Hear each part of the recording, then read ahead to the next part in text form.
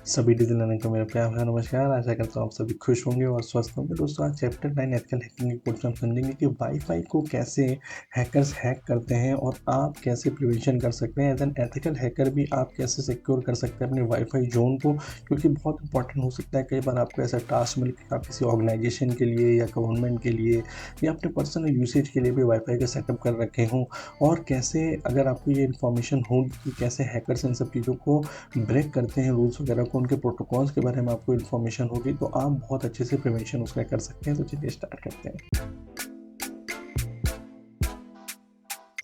तो दोस्तों, जैसा कि इसमें तो कोई शक की बात नहीं है कि आज इंटरनेट और वाईफाई हमारे लिए एक ऐसी बेसिक नीड है कि जैसे पहले कहा जाता है कि रोटी कपड़ा और मकान हमारी बेसिक नीड है, वैसे रोटी कपड़ा मकान और वाईफाई आज हमारी बेसिक नीड हो चुकी हैं। तो बहुत ही हार्डली ऐसे कोई घर होंगे या ऐसे ऑर्गेनाइजेशन होंगे जो बिना वाईफाई के काम करते हों। पर वन थिंग मैं आपको एश्योर करना चाहता हूँ कि जैसे हमारी जो नेटवर्किंग हुई है मजबूत, जो वायर नेटवर्क के थ्रू होती थी, उनकी जो सिक्योरिटीज़ होती है वो सिक्योरिटीज़ हमेशा से ही वाईफ़ाई नेटवर्क के कंपैरिज़न में बहुत ज़्यादा स्ट्रॉन्ग रहेगी, ठीक है? तो मतलब अगर आप कभी भी सिलेक्शन करने की बात आए कि आप wifi network, I mean definitely सब ज हर जगह आजकल सेटअप उसका होता है, लेकिन सिक्योरिटी पॉइंट ऑफ व्यू से कभी अगर आपको सिलेक्शन लेना पड़े तो हमेशा वायर्ड नेटवर्क को आज भी हमेशा प्रेफ़र करिएगा। और वाईफ़ाई नेटवर्क के बारे में थोड़ा-सा और डिटेल में समझते हैं कि कैसे वाईफ़ाई नेटवर्क हमारा हैक हो सकता है। इनफैक्ट जब आप आईडी पासवर्ड वगैरह भी सेट करते हैं और वो पासवर्ड किसी को पता नहीं होता है, उसके बावजूद भी क्या इसकी आई मीन हैकिंग हो सकती है? क्या हमें पब्लिक प्लेस में क्यों हमें बोला जाता है कि आप वाईफ़ाई का यूसेज मत करें, और वो डाटा जो भी आप कर रहे हो, स्पेशली आप अगर कोई ट्रांज़ैक्शन रिलेटेड काम कर रहे हो, मनी से रिलेटेड काम कर रहे हो या अपनी बैंकिंग से रिलेटेड कोई काम कर रहे हो, कभी भी भूल के भी पब्लिक वाईफ़ाई में उसे करने की कोशिश मत करिए, क्योंकि आपका जो डाटा होता है, जो डाटा वाईफ़ाई में उस समय एज़ एन पैकेट फॉर्मेट एयर्स में होता है, उन सभी पैकेट्स को जो हैकर होता है वो कैप्चर कर सकता है और उनसे इंफॉर्मेशन को रिवील कर सकता है, ठीक है? तो हम ये समझेंगे एक्चुअल में ये कैसे यूसेज होता है, कैसे इन सब चीज़ों को इम्प्लीमेंट किया जाता है। तो जब आपको ये पता रहेगा तो ऑटोमेटिकली आप इन सब चीज़ों का प्रिकॉशन कर सकेंगे, ठीक है?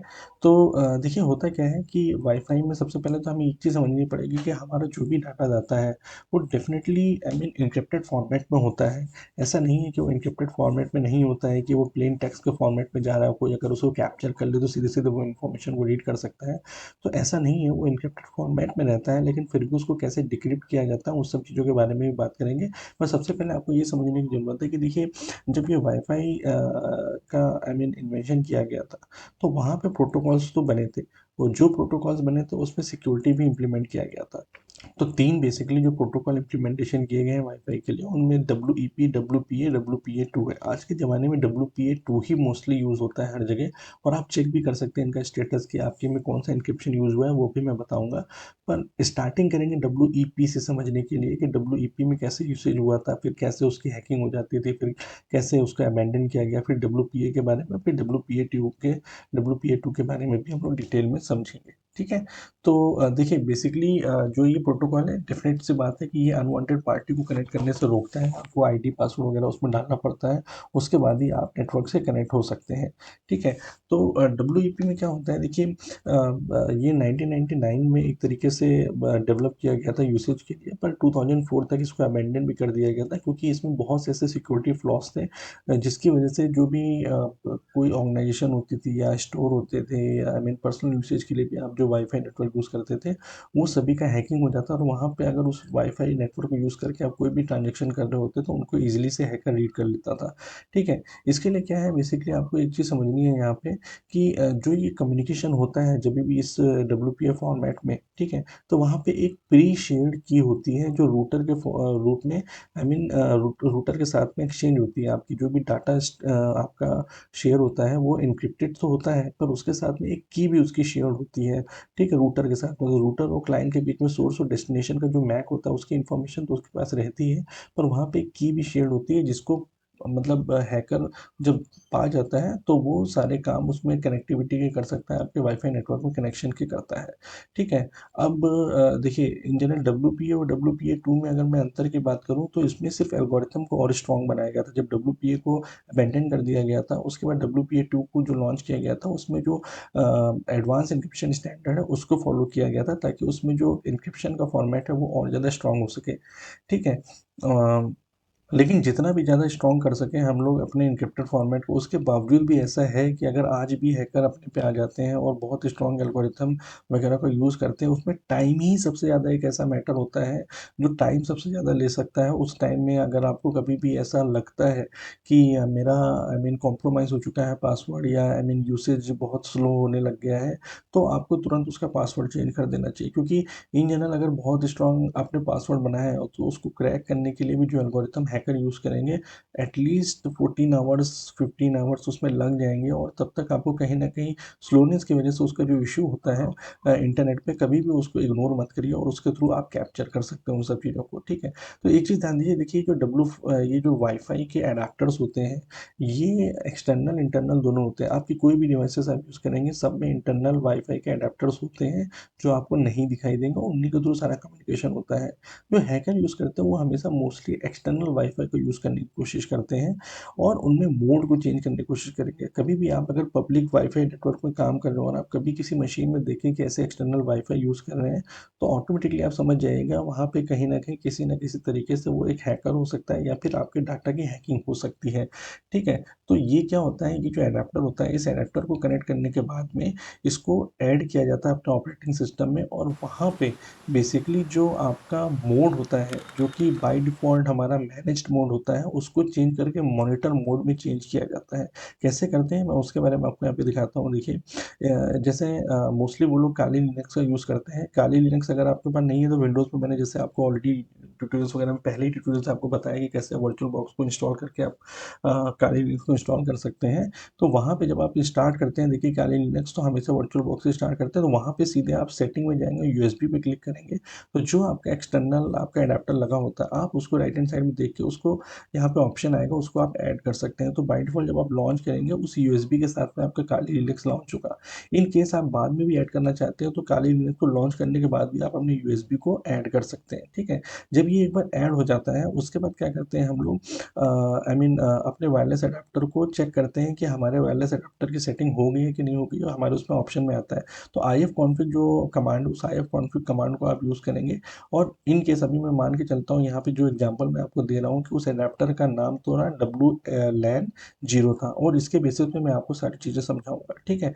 अब देखिए, मैंने जैसे आपको बताया कि बाय डिफ़ॉल्ट उसका मैनेज मोड होता है, उसको हम चेंज करके मॉनिटर मोड में करेंगे।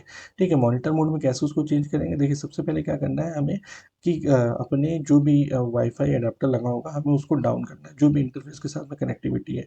उसके लिए ifconfig WLAN 0 की जैसे बात करेंगे, हम इसको डाउन कर देंगे। उसके बाद इसका जो मोड है, बाय डिफ़ॉल्ट जो मोड हमारा एक्सटर्नल एडाप्टर में लगाया था, उसका मोड था मैनेज्ड। अब हमने इसके मोड मोड को चेंज करके यहाँ पे रख लिया है मॉनिटर, और उसके बाद हम इसको अप करेंगे। तो इसके बाद जब ये मॉनिटर मोड में हमारा वायरलेस एडाप्टर लॉन्च हो जाएगा, तो ये जितने भी पैकेट उस समय एयर में सराउंडिंग में होंगे, जितनी उसकी रेंज होगी, वो सारे को कैप्चर करना स्टार्ट कर देगा।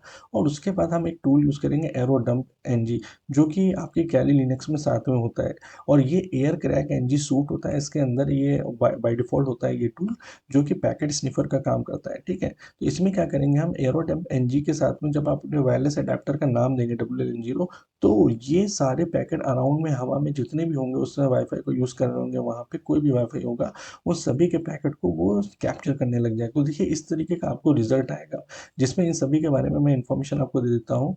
यहाँ पे देखिए BSS ID जो या लेफ्ट हैंड साइड में आप देख रहे हैं, ये सारे मैक मैक के बारे में इन्फॉर्मेशन दे रहा है कि मैक एड्रेस जो भी आपको टारगेट नेटवर्क है, उन सभी के मैक एड्रेस ये दे रहा है वहाँ पे। ठीक है? PWR का मतलब होता है स्ट्रेंथ। अगर जितना ज़्यादा हाइयर नंबर इसका होगा, जैसे -25 यहाँ पे हाइयर नंबर, एक तरीके से मतलब उतना ज़्यादा स्ट्रॉन्ग नेटवर्क है उसका। -75 का मतलब ये है कि बहुत ज़्यादा लोअर है उसका स्ट्रेंथ एक तरीके से। तो मैं इसको टारगेट कर सकता हूँ, क्योंकि इसका पासवर्ड वगैरह बहुत ही कमज़ोर हो सकता है। ठीक है? इसी तरीके से आप अगर यहाँ पे देखेंगे, station station is the MAC of the client, मतलब जिसको आप क्लाइंट का जो आप टारगेट करना चाहते हैं हैक करने के लिए, वो स्टेशन क्लाइंट का आपका मैक एड्रेस है यहाँ पे। ठीक है? इसी तरीके से अगर आप और थोड़ा सा डिटेल में जाएंगे, तो यहाँ पे देखिए देखिए ऑथेंटिकेशन, कौन से टाइप का ऑथेंटिकेशन यूज़ हुआ है, कौन से टाइप का ईएनसी में इंक्रिप्शन यूज़ हुआ है, और कौन सी स्पीड है, उस चैनल जो भी है, इन सभी की इन्फॉर्मेशन भी यहाँ पे दी हुई है। तो ऑथेंटिकेशन आप देखेंगे तो पीएसके ऑथेंटिकेशन यूज़ हुआ है, साइफर आप देखेंगे तो सीसीएफ यूज़ हुआ है, इंक्रिप्शन फॉर्मेट अगर आप देखेंगे इन सभी में WPA2 फॉर्मेट यूज़ किया। लेकिन ये जो WPA है जिसमें -77 जो कि वीकर है, इसका मतलब इस टारगेट को, ये जो वाईफाई का यहाँ पे रूटर या टारगेट लगा हुआ नेटवर्क यूज़ हो रहा होगा, ये बहुत ज़्यादा कमज़ोर है, इसको एक बार की टारगेट कर सकता है आपका हैकर, ठीक है। तो इन सब चीज़ों के बेसिस पे ये पता लगता है कि कौन सा इंक्रिप्शन फॉर्मेट यूज़ हुआ है। तो पहले के ज़माने में जो WEP था वो तो इतना ज़्यादा कमज़ोर था कि ऑटोमेटिकली उसमें जब हम पैकेट स्निफर का यूज़ करते थे तो की वगैरह तुरंत हमें मिल जाती थी, ठीक है। तो अभी देखिए क्या हुआ कि यहाँ पे एक्सटर्नल अडेप्टर लगा के हमने उसको अप किया है, सारे हमारे डिटेल हमारे आई मीन कैली लिनक्स में इस कमांड को रन करने के बाद डिस्प्ले होने लग गए हैं। जब इस कमांड के डिस्प्ले करने के बाद हमें ये टारगेट करना है कि हमें किसको, कौन से जो कमज़ोर नेटवर्क था हम उसको टारगेट हिट करने की कोशिश करेंगे। उसके लिए हम कौन सा कमांड चलाएंगे, यहाँ पे ये वाला कमांड चलाएंगे जिसमें एक टेस्ट फाइल बनेगी, ठीक है। ये वाला कमांड है जहाँ पे एरोडेम ngpc bssid मैक एड्रेस का नाम हम दे देंगे, चैनल का नाम दे देंगे, उसके बाद किस में राइट करना है वो सारी चीज़ें, वो टेस्ट फाइल का नाम दे देंगे, और कौन से अडेप्टर को यूज़ करके करना, डबल लाइन जीरो को यूज़ करें। तो जो टेस्ट फाइल है ये टेस्ट डॉट कैप फाइल एक बना देगी, ठीक है, जिसको आप अब आई मीन एक वायर शार्क टूल होता है उसको ओपन कर सकते हैं, और उसमें जितनी भी इंफॉर्मेशन उस नेटवर्क में किसी ने भी यूज़ करी होंगी, कोई भी ट्रांजेक्शन किया होगा, सारी इंफॉर्मेशन वहाँ पे डिस्प्ले होंगी। वो इंक्रिप्टेड फॉर्मेट में होगी, उसको आप सीधे सीधे डिस्प्ले मतलब देख नहीं सकते हैं, लेकिन हाँ मैक एड्रेस वगैरह वहाँ पे इंक्रिप्टेड फॉर्मेट में नहीं होता है, जिससे आपको ये पता लग जाएगा कि अच्छा कौन से मैक से ये सारी इंफॉर्मेशन गई हुई है। तो एक बार अगर आपको मैक पता लग जाता है तो क्या होता है कि आप, जैसे मैंने पहले लेक्चर में आपको बताया था कि मैक एड्रेस को कैसे चेंज करते हैं, तो जिसको भी आपको टारगेट करना है, आप अपने मैक को चेंज करके उसको मैक को बना देंगे, ठीक है। तो डी ऑथेंटिकेशन अप्रोच इसमें यूज़ करेंगे। उसमें क्या करेंगे, जिस क्लाइंट से ऑलरेडी ऑथेंटिकेशन उस रूटर का हो रखा है वाईफाई का, उसको डी ऑथेंटिकेशन करेंगे। डी ऑथेंटिकेशन मतलब कि उसका नेटवर्क ब्रेक कर देंगे, और फिर मैं उसके मैक, अपने मैक को चेंज करके उसके क्लाइंट के मैक को नाम दे दूंगा, ताकि वो डिस्गाइज एक तरीके से होगा कि जो रूटर होगा वो जो एक्चुअल में मैक था उसको ना ट्रीट करके मेरे मैक को वो लेने लग जाएगा, और सारी इन्फॉर्मेशन मेरे से वो शेयर करने लग जाएगा। तो डी ऑथेंटिकेशन करने के लिए ये वाला कमांड होता है जिसमें कि मैक एड्रेस जो भी नेटवर्क का होता है वो दूंगा, मैं क्लाइंट का दूंगा, ठीक है। तो मेरे से क्या होगा, डी ऑथेंटिकेशन जब हो जाएगा उस क्लाइंट का, वो ये बताएगा कि भाई मेरे को हटा दो इस रूटर से। उसके बाद मैं दोबारा कनेक्शन स्टैब्लिश करूंगा इसी मैक के थ्रू, जो कि मेरे से कनेक्शन बना देगा, ठीक है। उससे क्या होगा, मेरे एक्सेस पॉइंट से सारा आई मीन ट्रांजेक्शन होने लग जाएगा। और वहाँ पे देखिए WEP जो इम्प्लीमेंटेशन हुआ था, वहाँ पे RC4 एल्गोरिथम जो इम्प्लीमेंटेड हुई थी वो तो फाइन थी, लेकिन ये जो मैं वे बता रहा हूँ, इस वे में क्या है कि आपके साथ में शेयर हो रही है पैकेट के साथ में, तो ये सबसे मेन प्रॉब्लम थी जिसके बेसिस पे इंफॉर्मेशन लीक हो जाती थी। तो अब जब मैं इस इंफॉर्मेशन को डिस्प्ले करने के बाद जो आपकी पैकेट शेयर हुए थे उसके साथ में जो आपकी IB की जो इंटीग्रेटेड वेक्टर की होती है, वहाँ पे वो वाली की भी होती है, वो क्या होता है रिपीटेड फॉर्मेट में जाती है। मतलब मान लीजिए कि 4 बार गया है डाटा, तो 5वीं बार में पहले वाले का IB डाटा जो वेक्टर की है वो उसकी फिर से रिवील हो जाएगी, वहाँ पे फिर से आने लग जाएगी। तो 4-5 बार जब भी मैंने ट्रांजेक्शन वहाँ से करने की कोशिश करी तो ऑटोमेटिकली मेरे पास सारी की आ जाएंगी, ठीक है। उस की को पाने के बाद मैं क्या करूँगा, अपने आई मीन जो हमारे पास ऑलरेडी कैप फाइल बनी हुई थी उसको मैं क्रैक करने की कोशिश करूँगा, उसको मैं एनालिसिस करूँगा, ठीक है। उसके लिए मैं क्या करूँगा, एयर क्रैक NG को टूल को इस्तेमाल करूँगा, और उसके बाद जब मैं टेस्ट डेट जो टेस्ट फाइल मेरी बनी हुई थी डॉट कैप, उसको मैं जब रन करूँगा तो वहाँ पे जब भी उसको की मिल जाएगी जो IB फॉर्मेट में बार बार ट्रांजेक्शन हुआ है, जो रिपीटेड फॉर्मेट में हुआ है, जो कि आपके टोकन के साथ इन्फॉर्मेशन गई थी, तो वो आपको की उसकी डिस्प्ले कर देगा वहाँ पे एज एन रिजल्ट। तो यहाँ पे देखिए इस तरीके का आपको रिजल्ट आएगा जिसमें लाइकर वन एक तरीके से उसके टोकन की है जो उससे कनेक्ट करने के लिए यूज़ हुआ था। इस तरीके से वाईफाई का पासवर्ड आपका आई मीन क्रैक हो सकता है, और आपका डाटा भी वहाँ पे जो इंफॉर्मेशन ट्रांजेक्शन हुआ था वो सारा डाटा भी उसके फॉर्मेट में आई मीन कैप फॉर्मेट में पड़ा हुआ है। अब वो इनक्रिप्टेड फॉर्मेट में है तो उसको डिक्रिप्ट करने के लिए भी कई टूल आते हैं, जिन टूल्स को चला के वो प्लेन टेक्स्ट में उसको कन्वर्ट कर सकता है। तो आपका जो भी डाटा है देखिए इस तरीके से डाटा भी लीक हो गया, और उस वाईफाई के साथ उसने कनेक्शन भी बना लिया है हैकर ने, और आई मीन ये इस तरीके से वाईफाई हैकिंग होती है, ठीक है। इसको प्रिवेंट करने के लिए सिंपल यही चीज़ है, देखिए सबसे पहली बात तो ये कि जो मैंने 3 प्रोटोकॉल आपको बनाए हैं, WEP, WPA और WPA2, उसमें WPA2 ही होना चाहिए। और मोस्टली एक चीज़ आपको समझने की कोशिश यहाँ पे करनी पड़ेगी, देखिए डब्ल्यूपीएस के बारे में आपको इन्फॉर्मेशन होनी चाहिए कि डब्ल्यूपीएस जो वाईफाई प्रोटोकॉल सेटअप है वो कभी भी इनेबल नहीं होना चाहिए आपके WPA2 रूटर के अंदर, ठीक है, क्योंकि उस WPS की कमी की वजह से, ये WPA2 की कमी नहीं है, लेकिन उसके अंदर ये जो वाईफाई प्रोटोकॉल सेटअप है जो ये कीज़ को शेयर करने का काम करता है, वो आपका जब डिसेबल्ड हो जाएगा एन्क्रिप्टेड फॉर्मेट में, तो कोई भी हैकर जो है वो उसको हैक नहीं कर पाएगा, जो आज के ज़माने में बाय डिफ़ॉल्ट डिसेबल्ड फॉर्मेट में आता है।